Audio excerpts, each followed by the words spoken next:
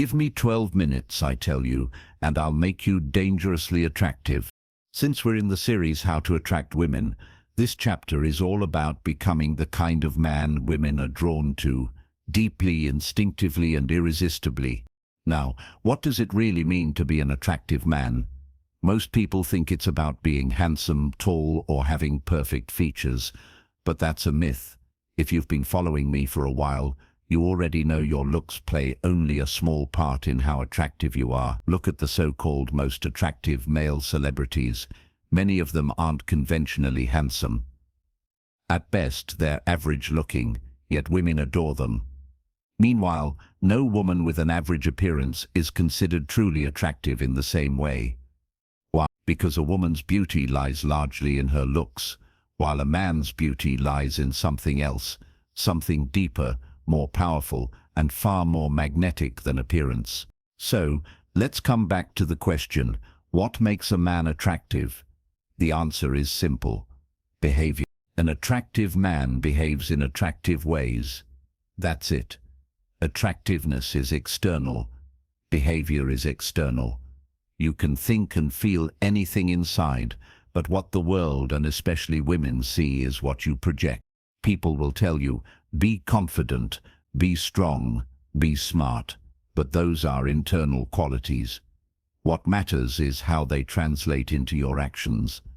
Because in the end, what's inside doesn't matter if you can't express it. The woman across from you doesn't see your self-doubt or your anxiety. She sees your body language, hears your tone, feels your presence. If you act with composure, speak with calm authority, and look her in the eyes, she reads you as confident, even if your heart is racing. And here's the irony: you could be rich, powerful, and brilliant, yet if you slouch, speak too quickly, and avoid eye contact, she reads weakness. It's not about how you feel, it's about how you behave.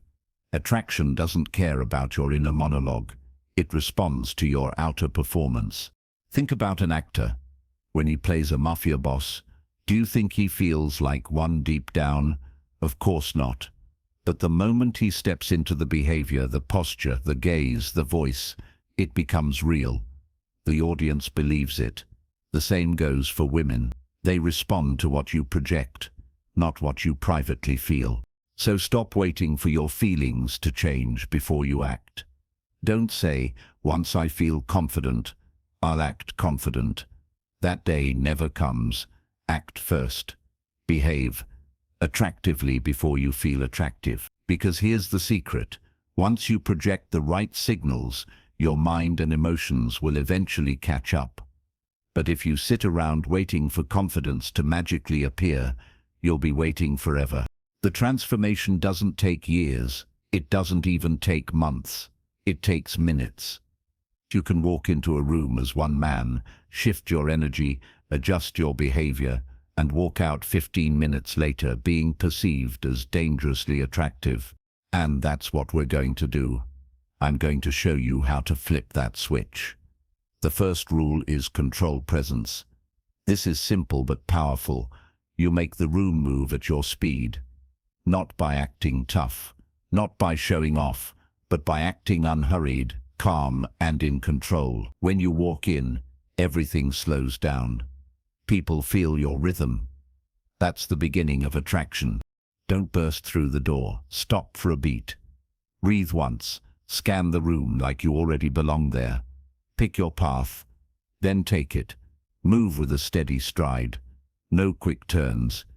It's the quiet message that says, I'm not rushing for anyone. Keep your posture tall. Your spine straight, shoulders loose, chin level, not puffed, not slouched. When you sit, don't perch on the edge like you're ready to run.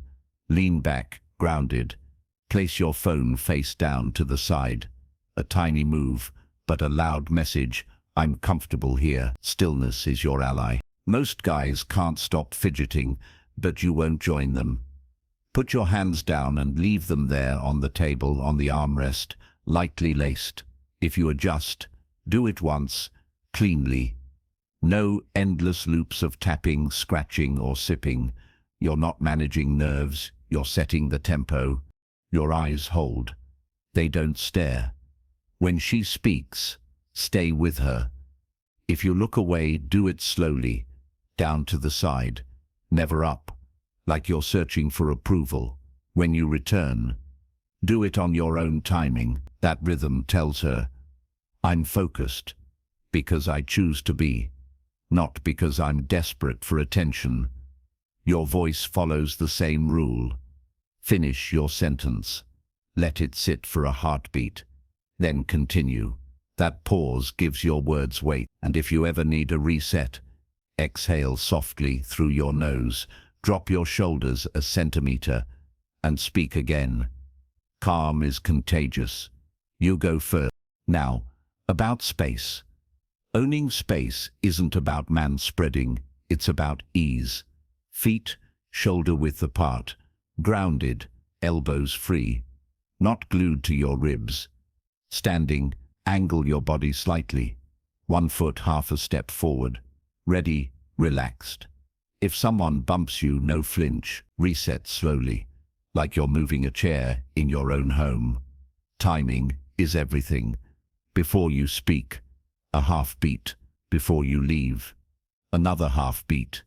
That small delay reads as certainty, and people lean in without realizing why. Do a quick self-check. If a camera watched you on mute for 2 minutes, would it see a man who's centered, or a guy chasing the room? Be the fixed point. Let others orbit around you, not because you force it, but because you refuse to speed up for anyone. Try it today. The next doorway you cross, pause 1 beat. When you sit, put the phone down once. 1 clean motion instead of 3 nervous ones. End every sentence with a micro pause. It's not a trick, it's a pace. Hold that pace, and the room will adjust to you. Rule 2. Unpredictability. Stop being one note. Most guys are either all sugar or all stone, and women can read them like a children's book. You don't want to be predictable, you want to be real, alive, and just a little unpredictable. Start warm. When she says something sharp, actually smile. Give her that I'm here with you energy. Let your body show presence, a slight lean in, eyes steady. That warmth makes her relax and feel seen. Then add the twist. Not mean, not forceful. Playful. You say you're fun to talk to. I'm not sure you could keep up with me on a weekend trip. Or, that's cute, didn't think you'd actually admit that. It's a light nudge, and she laughs. Then there's a pause. In that moment, she's asking herself, does he like me? Is he teasing me? That tiny question pulls her toward you. Now she wants to show more, to prove she can keep up. That's the magic, the mix.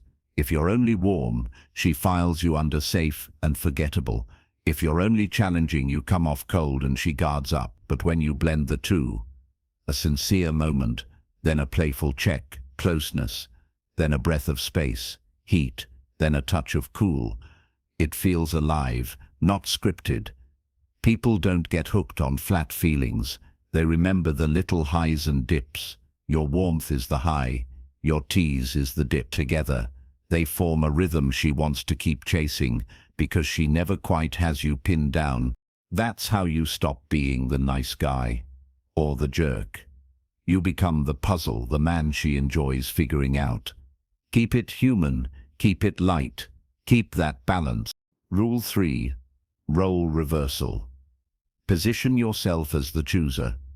Most guys act like they're trying to get picked. They hover, they over-ask, they hope. And that puts her on the throne by default.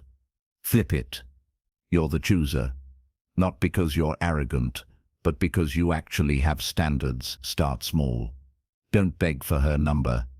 Hand her your phone and say, type your name the way you want me to remember it. Calm. Matter of fact. No question mark. You're inviting her into your world, not asking permission to enter hers. In conversation, don't just collect details, evaluate the fit. She says she loves traveling, smile, nod. Nice. Can you handle a 6-hour delay without turning it into a drama show? She'll laugh, but she'll also feel it. Because what you're doing isn't teasing for ego, it's testing for compatibility, not chasing approval. Your body should echo that message. Sit back a little while she leans in. Give attention in clean doses, not as a constant spray. When she finishes a story, hold a beat, smile and say, "All right, I'll keep you around for one more drink." Light, playful, half joke, half truth. The message underneath. Spots are earned here. Why it works is simple. People value what they work for. If she puts effort into winning you over, she convinces herself you're worth it. That's not manipulation, that's psychology. Her actions become her proof.